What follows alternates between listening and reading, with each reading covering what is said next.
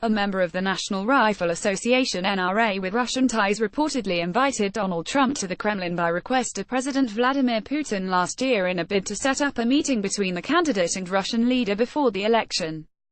The email containing the proposal, sent from the NRA operative to the campaign, was described to the New York Times after being handed over to congressional investigators as part of their investigation into the Trump campaign's collusion with Russia during the 2016 election.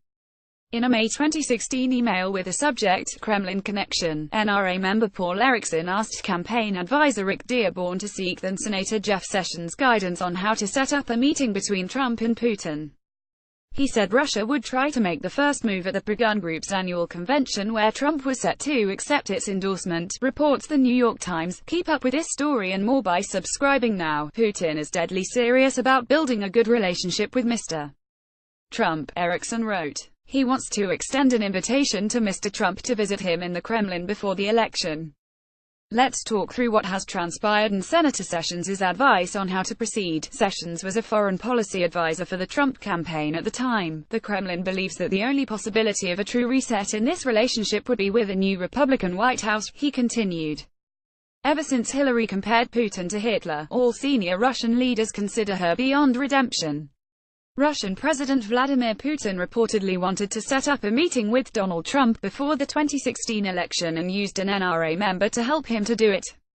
Getty Images. Erickson, who has been active in several Republican presidential campaigns, touted himself as someone with access to Russian government through with his work with the NRA, positioning him in a role to slowly begin cultivating a back channel to President Putin's Kremlin, according to the report.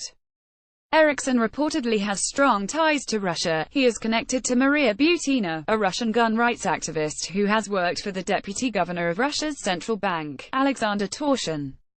The Republican has been pictured at the same meeting in Russia as Torshin and seemingly refers to him in his email. According to the New York Times, it is unclear how Dearborn proceeded after receiving the correspondence, but Sessions didn't remember the offer when interviewed by investigators from the House Intelligence Committee. Dearborn passed on a similar proposition from conservative Christian advocate Rick Clay to Jared Kushner, who reportedly rebuffed the invitation. Last week, leaders of the Senate Judiciary Committee demanded the Trump campaign's foreign policy advisors turn over documents regarding the NRA and its connection to Russia and Republicans.